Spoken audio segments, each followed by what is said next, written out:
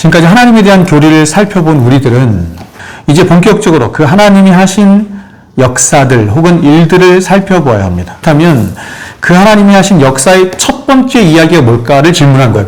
사람들은 그러면 가장 먼저 서둘러서 그것을 하나님이 창조의 일을 하셨어요, 이렇게 이야기하고 싶어 한다는 것입니다. 그렇죠? 그런데 그 창조보다 앞선 것이 있다는 거야. 그게 뭐냐면 하나님이 작정을 하셨다는 것입니다.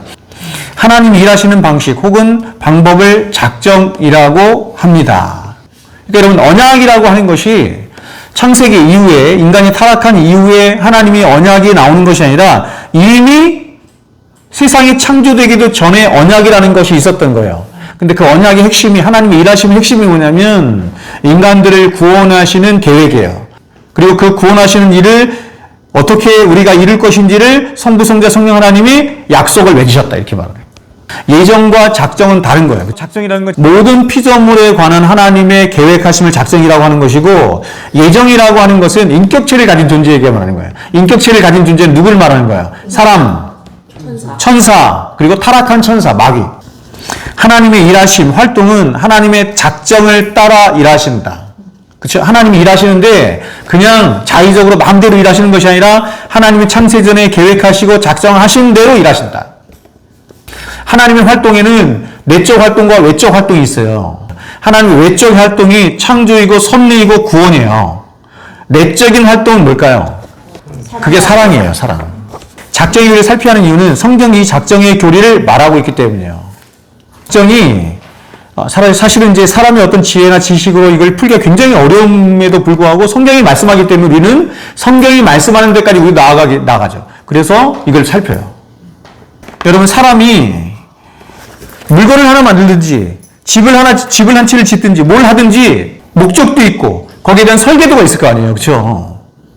목적이 있고 설계도가 있다는 얘기는 뭐가 있기 때문에 설계도를 갖죠? 지식이 있다는 얘기잖아요. 지식. 하나님은 죄까지도 작정하시는 거예요. 또 인간의 자유의지는 무엇인가 하는 것입니다. 질문, 왜 하나님은 죄를 허용하시기로 결정하셨는가? 여기에 대해서 로이슨스는 모른다, 이렇게 말한 거예요. 이 얘기만 잠깐 해볼까요? 하나님은 왜 죄를 허용하기로 결정하셨을까요? 하나님이 어떤 분이신지를 잘 모르는 상태에서는 이게 굉장히 어려운 말로 들려요. 또 어떤 신앙에 반하는 말로 들릴 수 있어요. 하나님이 왜 인간을 구원하시는 일을 하셨어요? 계시의 목적 자체가 하나님의 영광을 드러내네요. 그런 계시들을 통해서, 일반 계시들을 통해서 하나님 목적하신 바는 뭐냐면 당신 자신이 누구인지를 드러내심을 통해서 피조물들로부터 영광을 받으시기 위함에 있는 거예요. 특별 계시도 마찬가지예요. 그런데 이런 모든 계시의 최고의 계시가 뭐냐면 예수 그리스도의 십자가예요. 하나님의 계시의 총화가 뭐냐면 하나님의 영광이 나타나심의 최고의 이 현장이 어디냐면 예수 그리스도의 십자가 현장이고, 하나님의 영광이 가장 찬란하게 드러나는 장소가 예수 그리스도의 십자가고, 그걸 다른 말로 이렇게 말할 수 있어요. 하나님은 인간을 구원하시는 구속의 일을 통해서 하나님 당신이 누구이신지를 가장 찬란하게 보여주셨다, 이렇게 말합니다.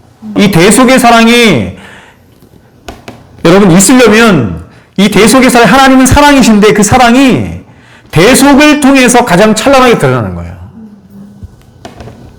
그래서 하나님은 죄를 조성하시거나 죄를 만드신 분은 아닌데 그 죄를 허용하심을 통해서, 그래서 그 죄를 용서하시고 또 죄를 가리시고 또 대속하시는 그 모든 구원의 일을 통해서 하나님 당신이 사랑이 어떤 것인지, 하나님의 공의가 어떤 것인지, 하나님의 영광이 어떤 것인지를 찬란하게 드러나시는 방편으로 삼으셨다, 이렇게 말합니다. 하나님은 죄를 조성하지 않았다 그랬잖아요. 어려운 문제가 뭐냐면 사실은 하나님 이외의 모든 것은 피조물이거든요. 그러니까 모든 것은 피조물이라는 것은 뭐냐면 세상에는 그것도 하나님 이외의 모든 것은 다 하나님에 의해서 창조됐다, 이런 뜻이거든요. 어거스틴이 뭐라고 했냐면 이렇게 했어요. 죄는 어떤 실체가 아니라 하나님의 은혜가 결여된 상태다, 이렇게 말한 거예요. 이게 완벽한 정의는 아니에요. 죄를 정의하기가 굉장히 어렵습니다. 일반적으로 우리가 하마르티아, 죄를 어떻게 정의하냐면 관역에서 벗어난다, 이렇게 말한단 말이에요. 여러분, 모든 피조물의 관역은 뭐예요? 하나님 그분이죠. 하나님의 영광이에요. 거기서 벗어난 모든 것을 다 죄라고 해요. 그렇다고 해서 그게 죄가 정의되는 건 아니잖아요. 그렇죠. 지옥이 뭐냐? 하나님이 계시지 않은 곳이 그냥 그 지옥이다, 이렇게 말하는 거예요. 어려운 문제예요. 신앙이 약하거나 좀 어려운 분들한테는 이해가 안 갈 수 있어요. 그래서 실론을 충분하게 공부하면 좀 낫죠. 예. 하나님의 작정의 특징인데 하나님의 작정은 영원하다. 작정은 창조를 앞선다. 하나님의 모든 작정은 그리스도 예수 안에서 창세 전에 아무것도 존재하지 않았던 때에 이미 이루어진 작정이다. 하나님의 작정은 주권적이다. 만군의 여호와께 정하신 지극히 높으신 하나님의 뜻이다. 하나님의 작정은 오류가 없습니다. 작정은 실패할 수 없습니다. 오직 하나님의 뜻만 서게 됩니다. 하나님의 작정은 변할 수 없다. 이 불변성 말하는 거죠. 하나님 작정의 불변성, 중도에 포기되거나 중도에 실패하지 않고 하나님의 뜻이 서면 그대로 되는 거예요. 변하지 않아요. 변하지 않습니다. 우리가 열심히 기도한다고 하나님의 작정이 변하지 않아요. 하나님의 보좌가 흔들리지 않습니다. 성경은 이렇게 될 것이다 라고 하지 않고 어떻게 해요? 이렇게 된다 이렇게 말을 해요. 자, 하나님의 작정은 무조건적입니다. 하나님의 작정에는 하나님의 뜻 외에 어떤 외부적인 것도 작용하지 않아요. 하나님의 작정에 의해서 미리 아심이 정해지는 것이다. 예지 예정이 아니라 예정 예지인 것이다. 왜냐하면 예지 예정이 사람 편에서 하나님의 예정을 이해하기가 굉장히 좋아요. 하나님의 예정은 되게 거부감이 들죠. 자, 하나님의 작정은 구체적입니다. 하나님의 작정은 모든 세세한 부분까지 이릅니다. 예수 그리스도의 순환, 그리스도의 모든 순환에 관한 작정이 이루어졌다. 하여튼 예수님에 관한 모든 세세한 부분이 다 구약에 다 계시되어 있어요. 작정되어 있다. 이런 뜻이에요. 예정되어 있다. 이런 뜻입니다. 굉장히 구체적으로.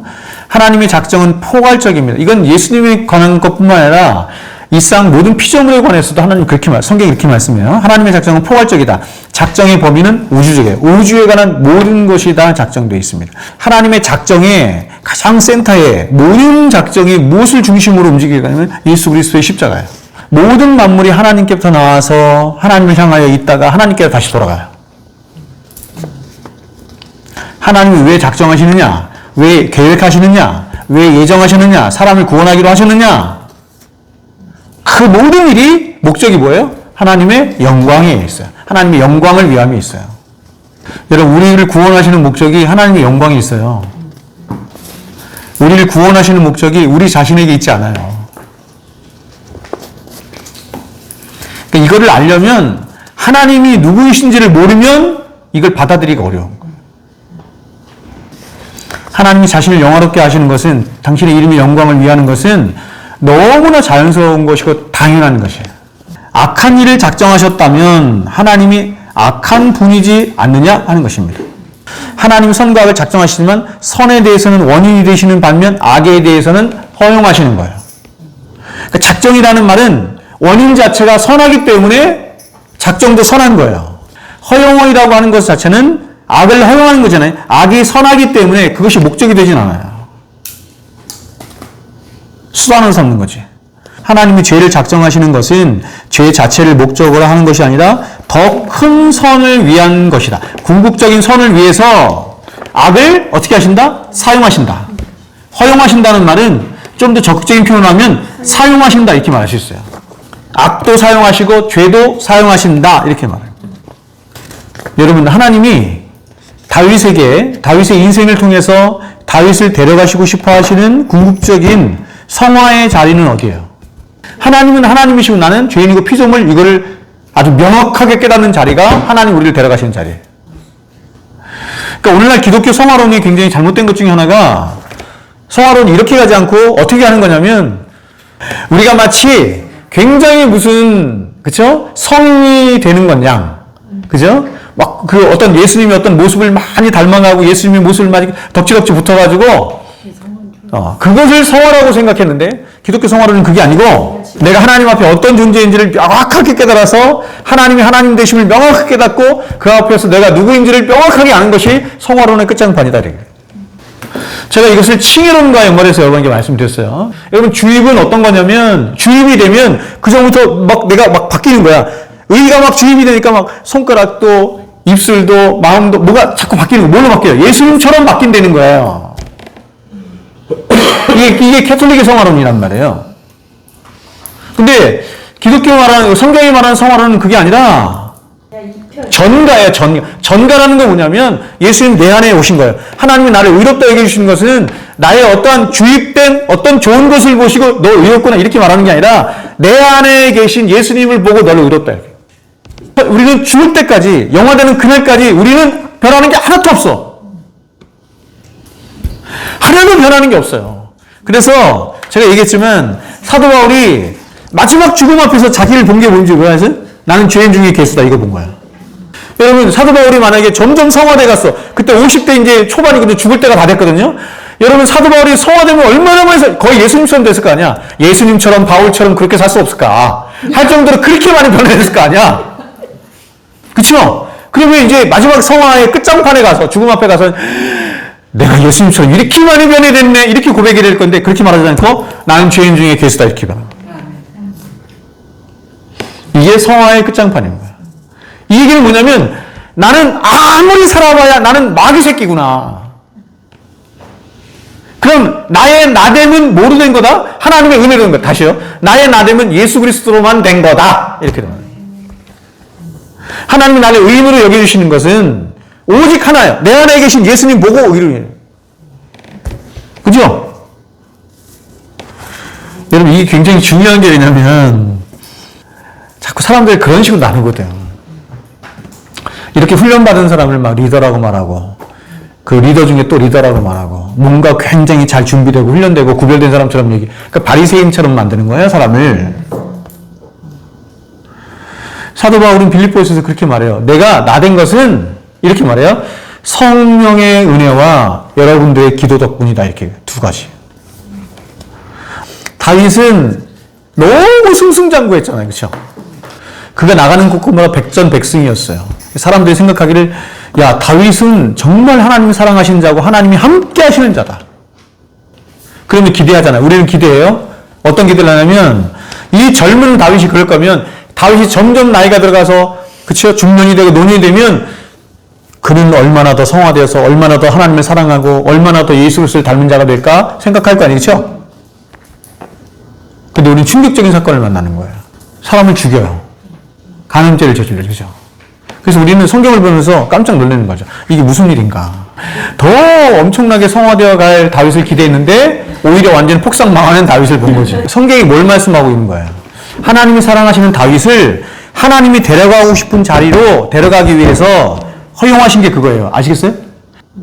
만약에 그 일을 하나님이 허용하시지 않았다고 한다면 다윗이 여기까지 못 가요. 어디 자리까지? 시편 51편의 자리까지 못 가는 거야. 시편 51편이 어떤 자리인데요? 바로 그것을 깨닫는 자리거든. 응? 내가 죄악 중에 출생하였으며 나단 선지자가 와서 책망할 때 깨닫고 하나님 앞에 완전히 ቁ끄라고 엎드려서 하나님은 하나님이시고 나는 피조물이고 죄인입니다. 이걸 완벽하게 깨닫는 때가 이때예요. 그러니까 이 자리가 하나님이 원하시는 선의 자리, 이 선의 자리로 데려가시기 위해서 어떻게 하신다? 하나님이 한시적으로 허용하시는 거예요. 그래서 우리가 하나님의 지식, 하나님의 지혜를, 하나님의 섭리를 측량할 수가 없는 거예요. 이해를 할 수가 없는 거예요. 우리가 생각하는 방식으로 그렇지 않아요. 모든 일을 작정하셨다면 결정론과 다를 바가 무엇인가? 결정론이라는 건 뭐예요? 이게 이제 굉장히 어려운 거죠. 그렇죠? 결정론은 다 정해졌다 이런 것이 아니죠. 이 세상의 모든 일은 선택의 결과로 된 것은 아무것도 없고 모든 것이 이미 결정된 대로 가는 것인가? 이에 대한 성경의 대답은 하나님의 주권은 인과 관계에 따른 결정론이 아니라는 것이. 다시 말해 성경은 하나님의 작정과 인간의 자유로운 행위, 인간의 자유로운 행위를 2차 원이라고 해요. 이 인간의 자유로운 행위 혹은 책임 있는 행위가 함께 있음을 말씀한다. 자, 죄를 짓는 것도 하나님의 계획 속에 계신가?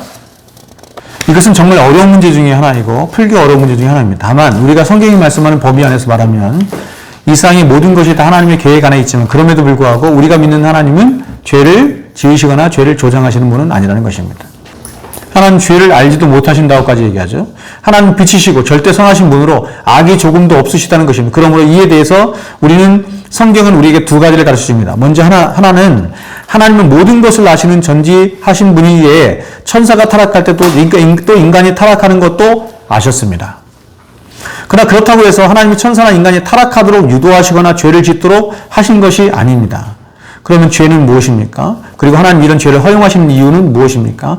어거스틴은 죄는 어떤 실체가 아니라 하나님의 은혜가 결여된 상태라고 말했습니다. 그러니까 죄라고 하는 것은 하나님 앞에 불순종함으로 발생된 것으로 하나님과의 의존의 관계에서 떠나 하나님의 은혜가 결핍되거나 없는 상태를 죄라고 말하는 것입니다. 그러면 사람은 어떻게 해서 죄를 짓게 됩니까? 그것은 하나님이 천사와 사람에게는 자유의지라는 것을 주셨기 때문입니다. 그렇죠?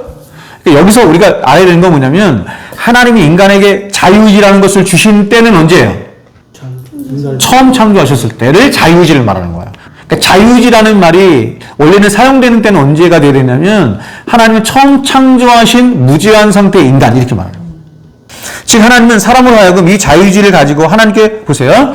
순종할 수도 있고 죄를 지을 수도 있는 책임감 있는 존재가 되게 하신 것입니다. 그러나 여기서 우리가 알아야 할 것은 하나님이 인간에게 주신 자유라는 것은 여기서 달라요. 하나님처럼 무제한의 자유가 아니라 하나님이 허락하신 범위 안에서의 제한된 자유를 갖는 것을 말하는 거예요. 이것을 조나단 에드워즈는 의지의 자유라는 책에서 잘 설명하는데 내용은 이렇습니다. 인간에게 허락된 자유는 첫째로 제한된 자유입니다. 이걸 두 가지로 말하는데 인간에게 있는 자유의지는 이렇게 말하는 거예요. 첫 번째는 제한된 자유. 제한된 자유의지는 어떤 자유의지예요? 피조물이 갖는 자유의지를 말하는 거예요. 인간은 피조물로서의 한계를 지니고 있기 때문에 하나님처럼 모든 것을 의지대로 할 수 있는 무제한의 자유를 가지고 있지 않아요. 그리고 두 번째로 인간이 지닌 자유의지는 자, 이게 되게 중요한데 본성 안에서의 자유의지예요.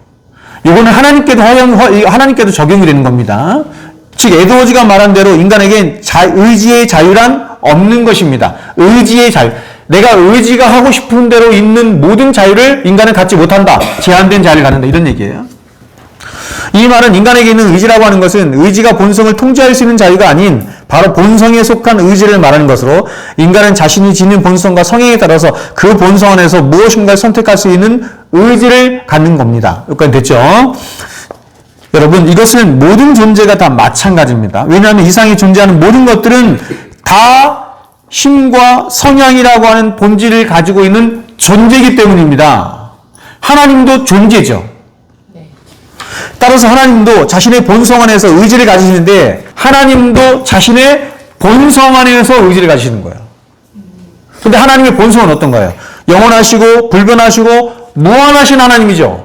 그러므로 하나님의 자유가 어떤 의지예요? 무한하시고 불변하시고 영원하신 자유죠. 이에 관해서 인간을 비롯한 모든 피조물들은 피조물로서의 한계뿐만 아니라 그 피조물이 지닌 본성과 성향 안에서의 의지를 갖게 되는 거예요. 배나무를 예를 들었어요. 배나무. 우리는 배나무를 보면서 이 배나무에서 무엇이 맺혀질지를 알게 되죠. 왜냐하면 배나무는 배만 맺힐 수 있어. 배나무가 자신에게는 없는 감을 맺힐 수 있는 자유를 가질 수 없어요. 그래서 배나무에 햇빛이 비치고 물이 공급되고 바람이 불어 바람이 불게 되면 배나무는 자기 멋대로 감도 맺고 사과도 맺힐 수 있는 게 아니라 오직 배만 맺혀. 두 가지죠. 하나는 뭐예요? 제한된 자유의지. 인간이 하면서 못해요. 두 번째는 뭐예요? 본성 안에서. 인간의 본성이 뭔데요? 죄인. 그래서 죄의 본성은 하나님을 떠나고 하나님을 대적하는 본성이에요. 그러니까 사람은 아무리 살아봐야 죄가 목적하는 것처럼 하나님을 떠나고 하나님을 대적하는 인생밖에 못 살더라. 이렇게 말하는 거예요. 그러니까 여러분 사람은 사는 것 자체가 뭐예요? 그냥 죄 짓는 거예요. 그러므로 결론적으로 타락한 인간은 진정한 자유를 상실한 존재가 됩니다. 이렇게 말해요. 자유가 없다는 거예요. 왜냐하면 자유는 선과 악을 선택할 수 있는 자유가 있거든요. 근데 그걸 상실한 거예요. 아담이. 상실함으로 인간은 아무리 뭐를 선택해봐야 하나님을 선택하지 않더라. 누굴 선택해요? 자기를 선택하더라. 그래서 결론은 뭐냐면 자유를 상실한 자다. 이렇게 말하는 거예요. 그러니까 여러분 성경적인 차원에서 자유의지는 언제 자유의지가 있는 거예요? 선을 선택할 수 있고 악을 선택할 수 있는 죄가 없는 무죄의 상태. 근데 우리는 그렇지 않죠. 그래서 우리를 자유인이라고 하는 이유가 자유를 회복한 거예요. 하나님을 선택할 수 있다는 자체가 자유가 있다는 거예요. 그때 한번 어항의 비유를 얘기를 했잖아요. 어항 속에 이제 붕어들이 있잖아요. 근데 이 어항 속에서 붕어들이 지네끼리 막 헤엄치고 놀고 막 잡아먹고 막 날치잖아. 근데 이 어항을 여기서 여기로 옮기는 데는 변함이 없는 거예요. 근데 이 안에서 사람들이 도덕적인 존재이기 때문에 자기가 선택을 하면서 왔다 갔다 하잖아요. 근데 그렇게 말하는 거예요. 그래서 이 두 가지를 제가 지금 얘기한 것처럼 하나님의 1차적인 원인은 이거 이렇게 말하는 거고 이 안에서의 인간들끼리 하는 것을 2차적인 원인 이렇게 말하는 거예요. 그래서 인간은 항상 도덕적인 책임 있는 도덕적인 존재로 자기가 짓는 죄를 자기가 책임지는 거예요. 하나님이 하나님의 작정하신 뜻을 따라서 어떻게 했어요? 예수님을 내어주셨죠. 근데 또 한편에서 뭐라고 해요? 바로 이어서 너희가 법 없는 자들의 손을 밀어 너희가 죽였다 이렇게 말하잖아요. 그러니까 예수님 십자가에 죽으신 것은 성경이 뭐라고 하냐면 하나님이 내어주신 거다 이렇게 말을 해요. 근데 또 한편으로는 너희가 못 박아 죽였다 이렇게 말해요.